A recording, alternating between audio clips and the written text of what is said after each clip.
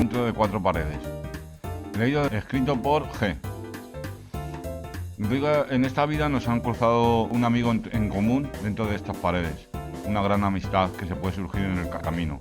Yo espero que a lo largo de la vida surja algo más entre nosotros dos, ya que tenemos algo en común.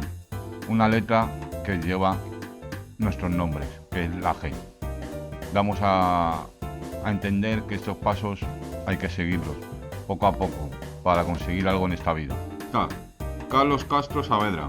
Amistad es lo mismo que una mano que en otra mano apoyo su fatiga y siente que el cansancio se mendiga.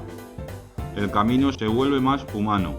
El amigo secreto es el hermano claro y elemental, como la espiga, como el pan, como el sol, como la hormiga que confunde a la miel con el verano.